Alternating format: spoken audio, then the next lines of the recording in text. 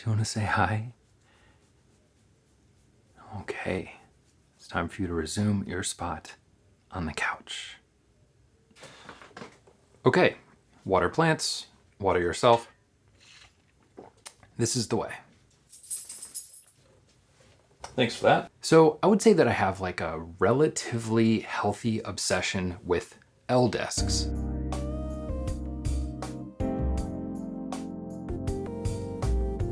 I don't know what an unhealthy obsession with L desks would look like, but I've always wanted a really nice L desk setup. So not too long ago, I had the opportunity to get a standing desk for a YouTube video, and so I absolutely had to go in on the deal. Because I like doing different things like music and writing and other projects, I really like having dedicated spaces to do them, places that are generally just set up and ready to go. The thing getting in the way of my L-desk dreams is the fact that one, this room is not very big. It's like 11 or 12 feet by 11 feet or so. So there's not a ton of space across, and honestly, that couch back there, if I got rid of that, Rocky would be very, very upset. So I have to make it fit in this relatively small space. The other thing being that with my studio monitors and the music setup on my primary desk, it's super sturdy. I love the drawers and it's just a really nice setup. So I didn't want to replace that completely. I had to come up with something creative because here's the thing. The second desk was just too big. It was too big for this room. So after I got the standing desk, tried out a few different configurations, I wasn't really happy with anything.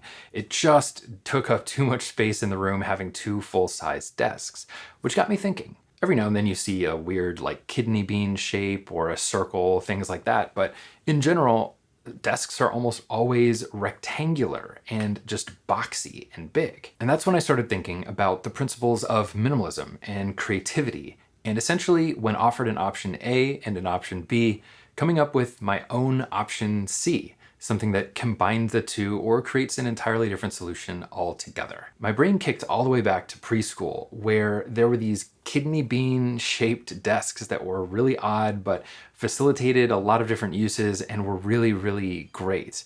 And I thought, why not experiment with something like that?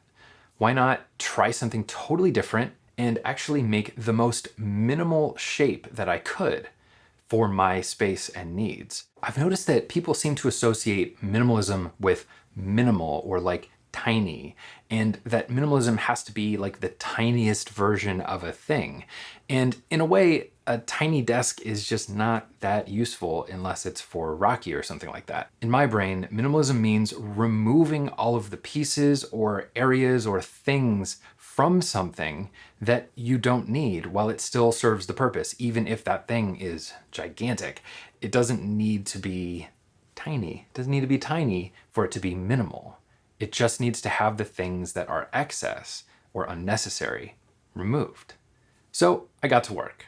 The first step of this process for me was digital illustration. You could do the same thing with paper and a pencil, but I've been learning how to illustrate on Procreate, the app on an iPad that I've really been enjoying, which actually brings me to the sponsor of this video, who is Skillshare. Skillshare is an online learning community for creators. Explore new skills, deepen existing passions, and get lost in creativity.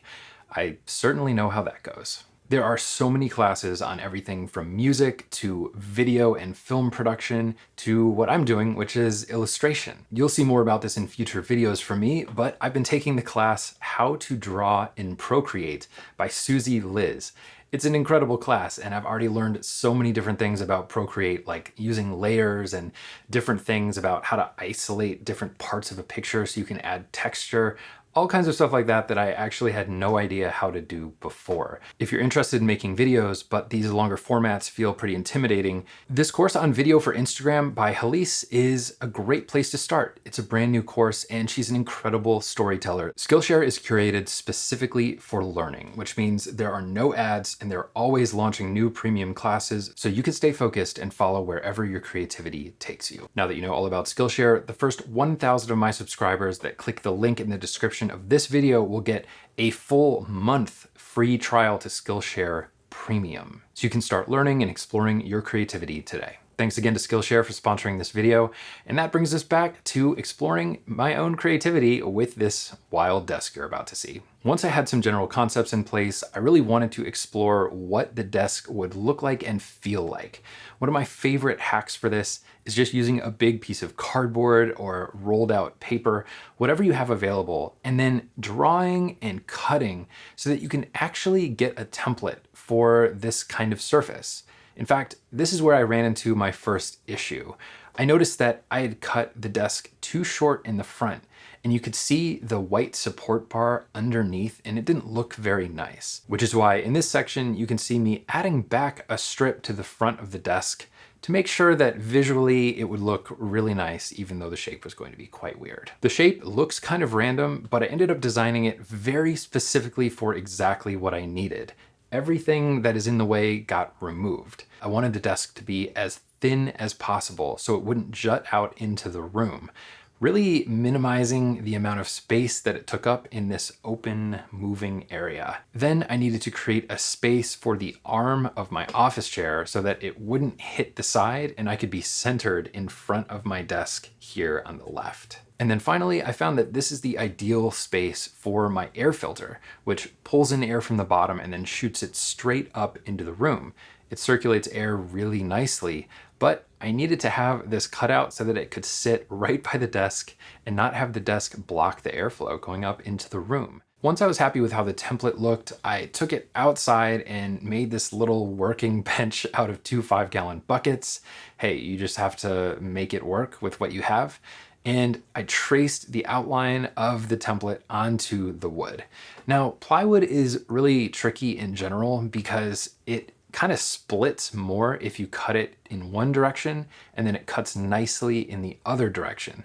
So you have to move very, very slowly. And you can even see here in this one section, I had a pretty rough time getting the blade to not cut poorly. So I'm sure that you can find higher quality wood that would cut better in both directions, but in general, you just need to move slowly and really work your way around. I used to watch Casey Neistat's videos all the time, and even now I've been watching Van Neistat's, his older brother's video. And one of the things that inspires me the most about their videos is that they customize everything. They make the exact part that they need for a certain thing, or they create the solution by building it themselves. And I've always loved just making things that fit a very specific application, because there's something very satisfying about creating a solution to a problem that you have and doing it in a way that no one else in the world ever has. Like, this is unique to this one spot in this one room.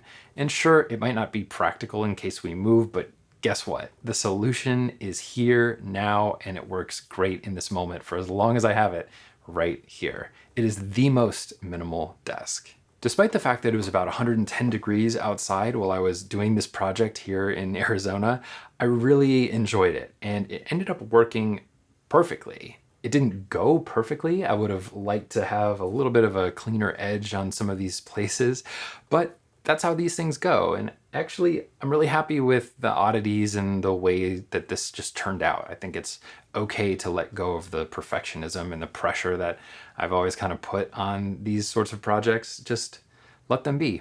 They serve a wonderful purpose.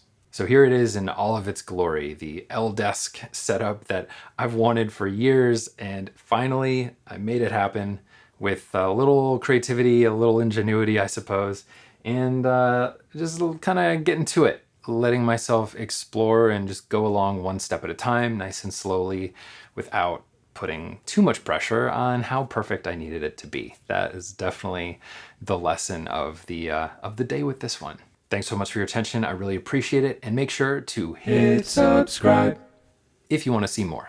And if you don't want to see more, I mean, it's the end of the video. You can go now. So have a great day.